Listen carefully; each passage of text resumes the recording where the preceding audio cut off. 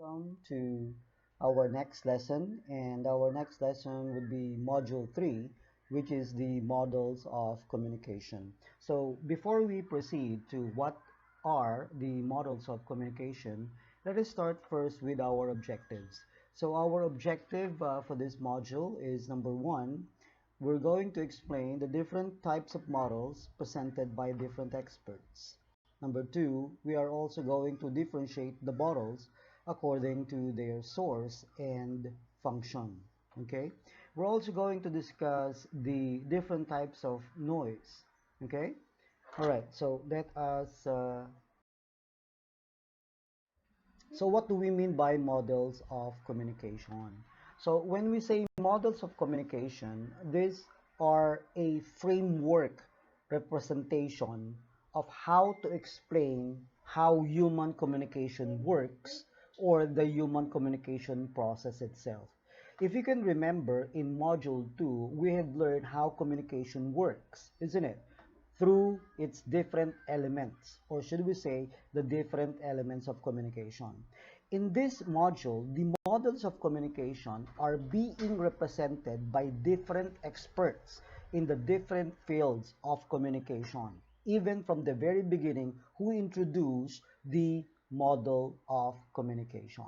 Okay, so remember, it is very important for us to learn these different models and at the same time analyze these models so that when we apply it in our profession, when we apply it in our job, we would be able to identify if ever that there will be something wrong with the transmission of the message or communication.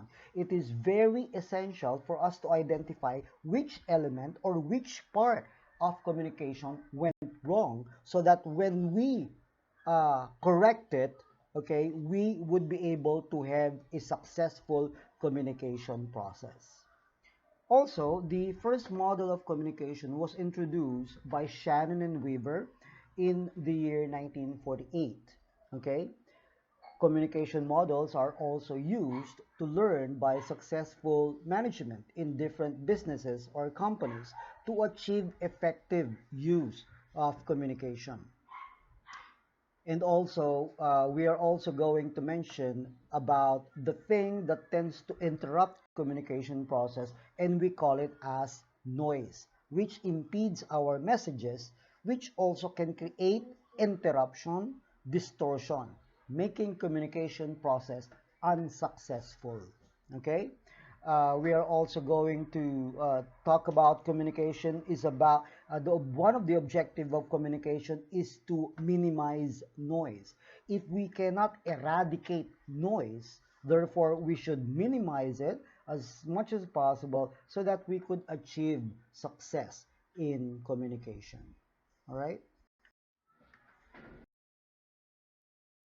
Here we have the different types of noise which we briefly discussed during our discussion in Module 2.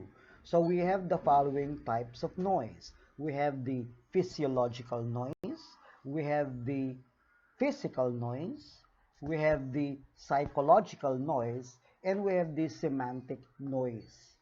So when you say physiological noise, anything that affects the communication because of our physical being.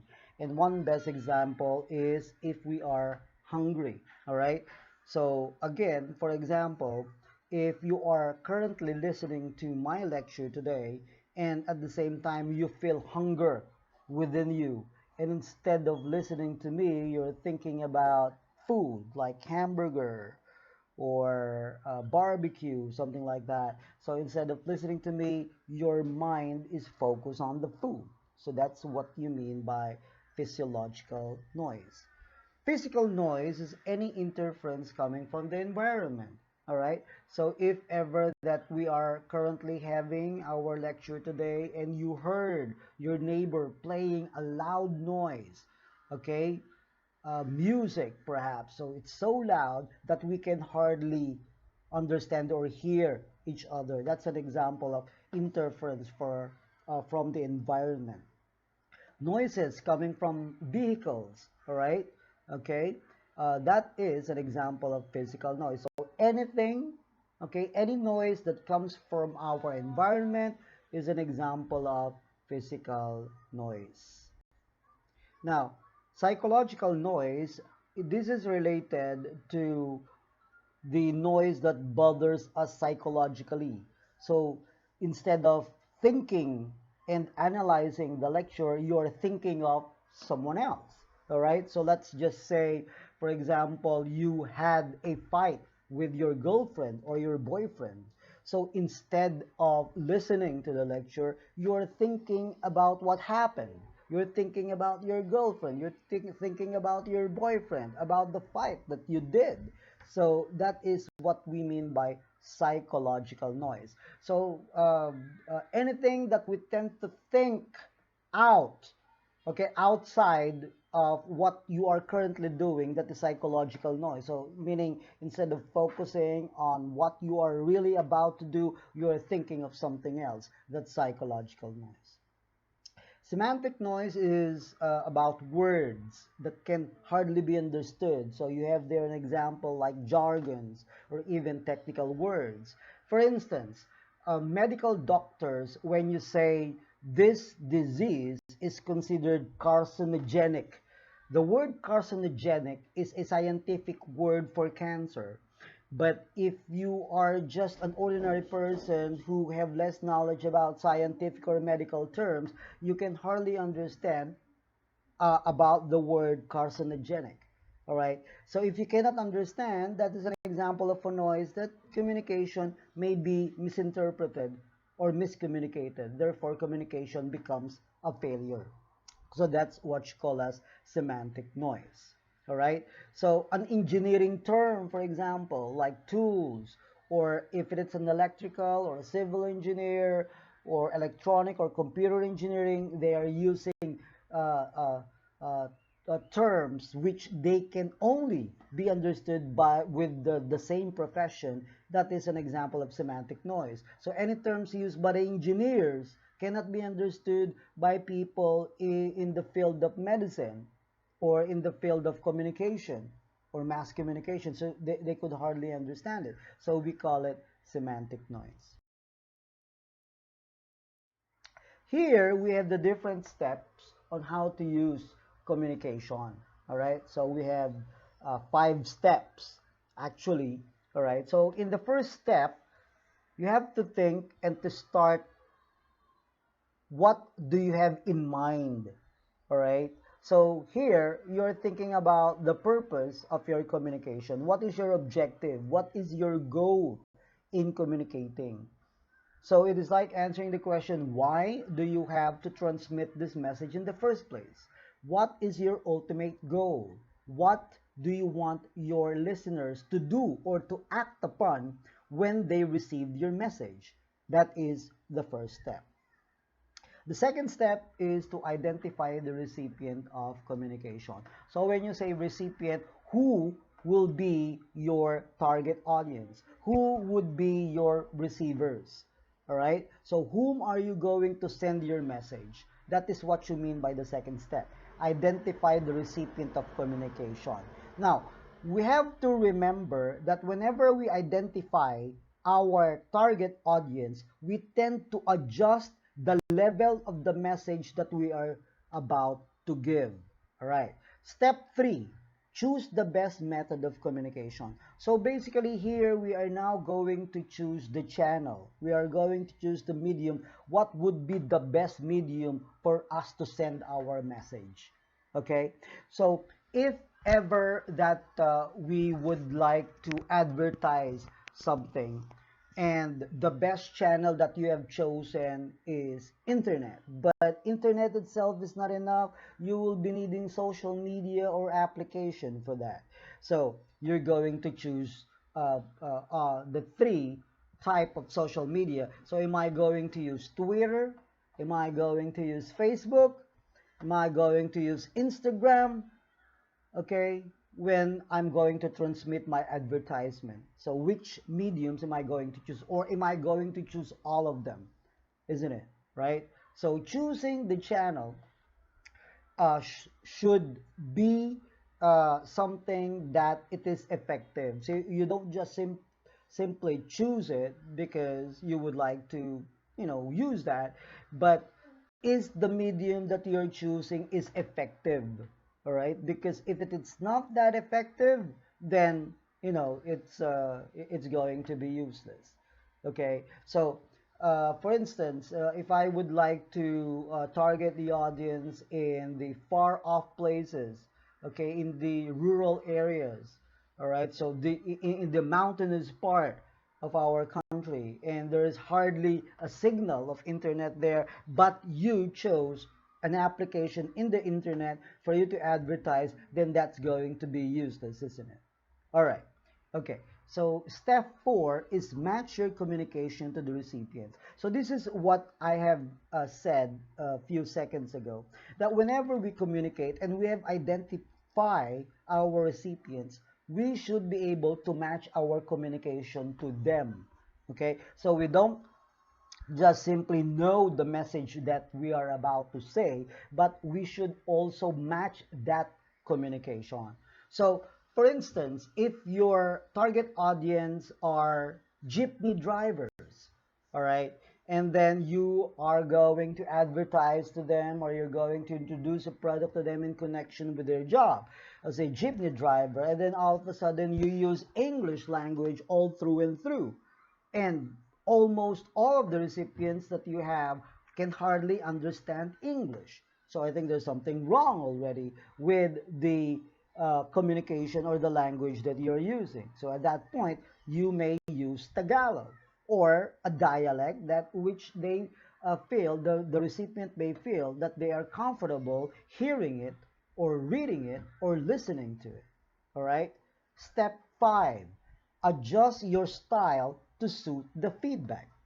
Well, in the first place, we need feedback for that matter, isn't it? And when we say feedback, it is something that the sender could eventually know whether the message is transmitted successfully through the feedback. So if there is a feedback, whether if it is positive or negative, we need to hear it. And once we heard their feedback and there is something wrong, okay, with some of the communicative elements that we use, then once we knew it already because of the feedback we received, then that's the time we're going to adjust the message to make it clearer to the recipients. Because if we are just going to hear the feedback, okay, so we hear the feedback, period, and we're not going to do anything about it, again, okay, communication may not be that effective. All right? So those are the 5 steps in how to use the communication model. All right? So let's proceed now to the other slide. Okay, so let us now first start with the first model. All right, so the first model is the Shannon and Weaver's model of communication. So if you're going to take a look at the model itself, you have the sender, you have the encoder, you have the channel, you have the decoder, and you have the destination. Okay, by the way, the destination refers to the receiver themselves. Okay, so what have you noticed in this Shannon and Weaver's model of communication? What have you noticed? If you noticed that the noise is only coming from the channel, then you are right. Okay, so in this model of Shannon and Weaver, we noticed that the noise is coming from the channel. So the question is, why do you think that in this particular model, the noise is only coming from the channel? Okay, so we're going to know about that a little bit later. What else have you noticed in the model of Shannon and Weaver's? If you will say that in this model of communication there is no feedback, then you are also correct. So we have 2 things that we have noticed about Shannon and Weaver's model of communication. Number 1, the noise is only coming from the channel. Number two, there is no feedback. Okay. Why is the channel in their model is only coming from the channel? Remember that Shannon and Weaver's model of communication is designed to mirror the functioning of radio and telephone technology. So by the way, Shannon and Weaver, way back, okay, is working in a telecommunication company, and they are checking the lines that they have used, okay, for them to see whether the use of their telephone or their telecommunication devices is working properly. So therefore, the structure of their model is based on the following elements. Of course, you have the information, we have the source or the sender that produces the message. Okay, we have the transmitter, which encodes the message into signals. So remember, they are using cable wire, all right, in disseminating the message because they are working in a radio and telephone company. And then the channel, okay, to which the signals are adapted for transmission is the only problem that they noticed in their communication. So that's the reason why the noise is focused on the channel. All right, and the channel, since they are using only one channel, and that is the telephone, and through the telephone lines you can call each other, you can communicate. So if there's something wrong with the line, all right, there is a hissing sound, okay, on the line. Okay, so there's something wrong with the channel itself. Or if the cable line is cut off, then therefore the noise would eventually coming from the channel. If there is a party line at the other end of the cable line of the telephone way back, again, the noise is obviously will only be coming from the channel. And of course, you have the receiver that decodes the message and the destination where the message is arrived or received. All right. So there are three levels of problems that Shannon and Weaver noticed. And that is the technical problem, okay, and that involves the devices and equipments that they use in their telephone. The semantic problem. Sometimes the meaning is different conveyed through the telephone. So when we say semantic, we meant the words being used, being communicated. And during that time, there are a lot of immigrants in the United States, actually even up to now, that sometimes whenever they use some words, it is quite different from the other person whom they're speaking with. So, you know, semantic problem becomes also a problem.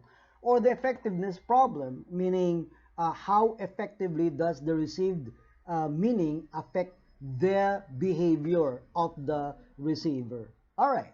So those are the three levels of problems that Shannon and Weaver noticed in their model of communication. Let us proceed now to the second model of communication.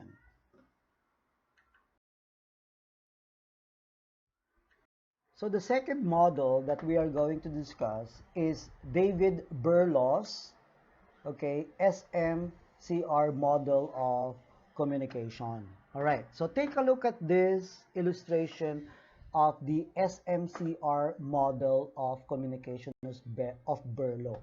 What have you noticed? Okay, so anybody, what have you noticed?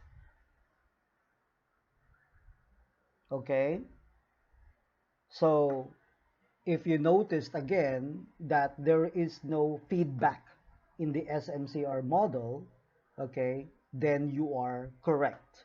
What else? What else have you noticed?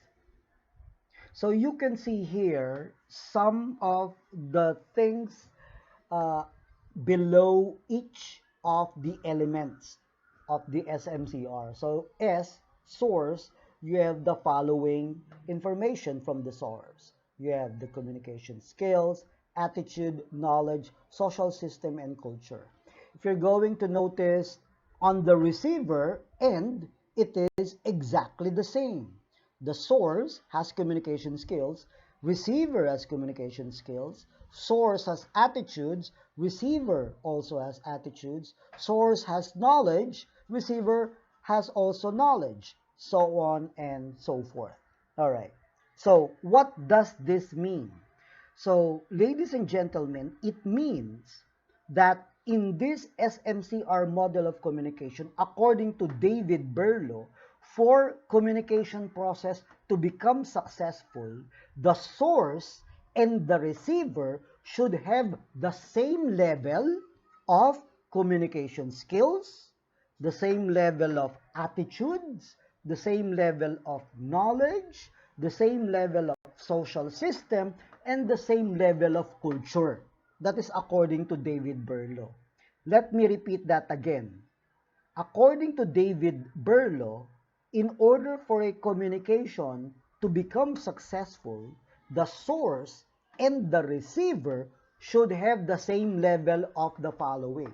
They have the same level of communication skills, they have the same level of attitudes, they have the same level of knowledge, they have the same level of social system, and they have the same level of culture. My question is that possible? Some of you answered yes, some of you answered no. Well, the answer is no. Okay? No two-person could have the same exact level of communication skills. No two-person can have the same exact level of attitudes, the same with knowledge, the same with social system, and the same with culture. All right? So it is quite impossible. So you have here the message and the channel, the message, you have the content, the elements of the message, the treatment, structure, and code, you have the channel, under the channel you have the hearing, seeing, touching, smelling, tasting, etc. So what is the disadvantages of David Berlow's model of communication? Okay, so we said a while ago that it does not give much credit to feedback. So you have noticed in the SMCR, there is no feedback there. Another thing, it does not include any barriers of communication, and it does not mention that communication interference or noise is being mentioned in the what you call this one, illustration. Actually, almost exactly the same with Shannon Weaver, there is also no noise indicated. However, this is the main difference of this model as compared to the other models. That he claimed that the source and the receiver must be on the same level when it comes to the following: communication skills, attitudes, knowledge, social system, and culture, which is quite and definitely absolutely impossible. For what reason? Because there are no two individuals which have the same level of experience. Okay? All right. So let us now proceed with the next level. So here we have another model by Wilbur Scram. All right, Wilbur Scram model of communication. So if you're going to take a look at the illustration, analyze the illustration here, what have you noticed in the illustration? Okay.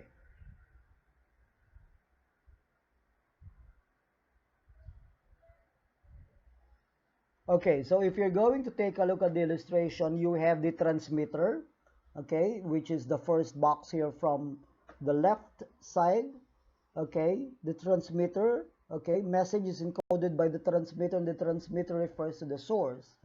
And then through message sent through the medium, which is the second square at the center, and the third box here is the message decoded by the receiver. So if your answer is what have you noticed in the illustration is that there is a feedback, so you are correct. So in this illustration, Wilbur Scram already mentioned that there is already a feedback from the receiver proceeded to the transmitter or to the source.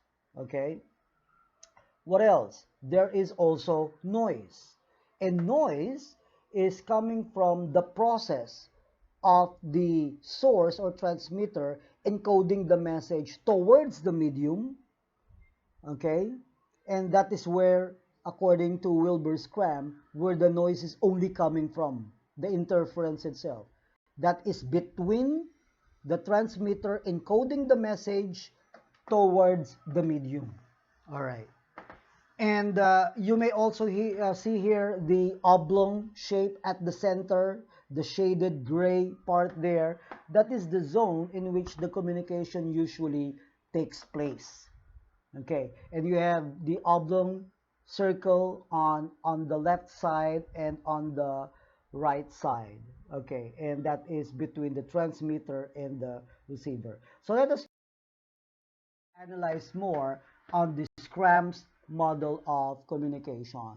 So when we say Wilbur Scram, he is the forefather in the development of the basic model of communication, wherein his model was derived also from the Shannon and Weaver model of communication, which is the source, encoder, message, channel, decoder, and receiver. So in 1954, Wilbur Scram expands on this thinking and emphasizing on the process of encoding and decoding. According to Scram, he envisioned this process as a two-way circular communication between the sender and the receiver, and that is through the feedback process. So in addition to the 6 elements that we have, okay, uh, Scram added the feedback. And the feedback is the information that comes from the receiver to the sender, which, telling the sender how well he's doing or how well the message is being transmitted. However, aside from the feedback added by Wilbur Scram, he also added the field of experience. And the field of experience refers to the individual's beliefs, individual's values, experiences, and learned meaning, both as an individual or part of a group.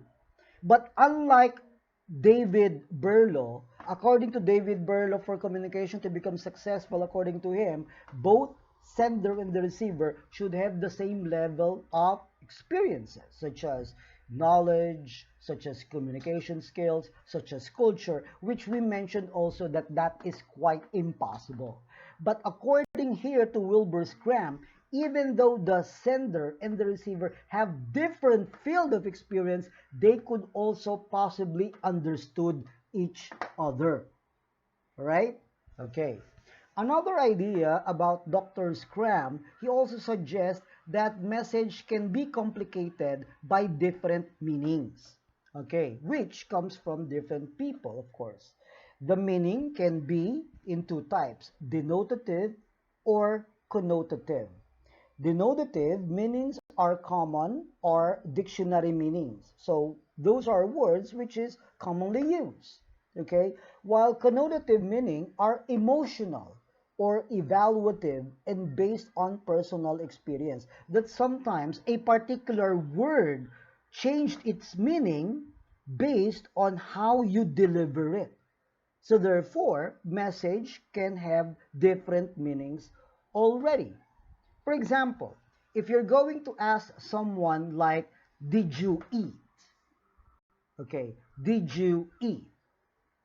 Those are denotative, ordinary words. You know the meaning already. Somebody is asking you, did you eat? But if I'm going to say those words in a different way, such as, did you eat? That is, the meaning being conveyed is already different. All right, either the sender is what you call this one, angry, or very emotional, okay, and he is trying, not actually asking question, but more on sending off negative messages or meaning to those words. Then therefore, that is what Dr. Scram is trying to say, that sometimes the word or the meaning of the message tends to change based on what the sender is trying to convey. And we call it denotative and connotative. Remember that the successful transmission of a message depends largely whether this message will be accepted, okay, overall in, you know, uh, overall in the competing messages or meanings that we tend to convey. So the Scrams model of communication allows the process of interpretation, okay? So this process is influenced by the presence of both physical and semantic noise. Okay, so let us now proceed with the, okay, so we're going to skip for a while the three levels of semiotic rule. Is the Barnland's transactional model of communication. So here, in 1970, Barnland introduced this model of communication. So take a look at the illustration and analyze it. And what do you think that have you noticed in this illustration of Barnland transactional model of communication? Okay, so in the illustration, you may notice there is also the sender, the red uh, image here that you see, and you have the receiver, which is the blue one. And within the sender, you have the oblong brownish color uh, image here, and for the receiver, you have the bluish color here. Okay, we may also notice that there is a feedback already. Okay, feedback from the sender and feedback from the receiver. Okay, and in the middle you have the message, which is the greenish color. You may also notice that the noise is everywhere already. Okay, the noise is coming from the sender, the noise can be coming from the response or the decoding part, noise can be coming from the feedback, noise coming from the message, so on and so forth, or most especially to the receiver. All right, so here you also notice that both sender and receiver is giving off messages. Okay, so the sender responds, the receiver responds, the sender decodes, the receiver also decodes. So let us dig. Let's talk about the advantages of Barnland's transactional model. Okay, so in this particular model, it shows that the sender and the receiver has a shared field of experience. Remember, they don't have the same level of experience, but it shows that they have a shared field of experience. All right. So second, the problem with transactional model also is that it shows that the sender and the receiver are simultaneously, okay, sending off messages, okay, upon which the result would be they could be sending noise and feedback at the same time, okay.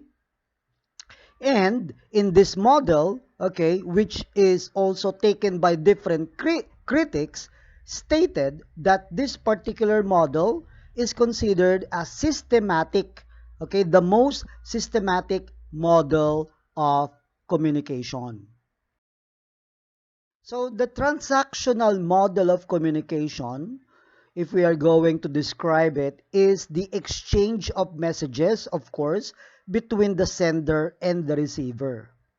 Where, okay, each should take turns to send message. Okay, so each sender and the receiver should take turns. Okay, so both sender and the receiver, they are known as communicators. However, when the receiver reply, okay, when the receiver reply, their role reverses each time in the communication process. What does it mean? It means that the sender becomes the receiver and the receiver eventually becomes the sender. Okay, so that's why it reverses each time that they tend to communicate. So what are the disadvantages of the transactional model itself? Okay? So first, without verbal response, the sender cannot be sure that the receiver got the message. So that is what we call as the feedback. So without the feedback, there will be no idea from the side of the sender that the message is successfully transmitted. So therefore, feedback here is a very important component in the communication process, most especially in the face-to-face or interpersonal communication, which it gives enough time or space for both sender and the receiver to clarify any doubts or to clarify any misunderstanding. Another disadvantage of the transactional model is that it gives the opportunity for a lot of noise. What do we mean by that? If you're going to take a look again in the illustration, both the sender and the receiver might possibly talk at the same time. So the model gives the opportunity for a lot of noise because the communication is simultaneous. When you say simultaneous, the sender and the receiver could be talking at the same time.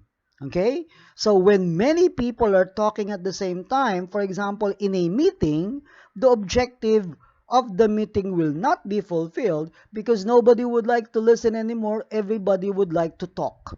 Therefore, communication is considered as a failure.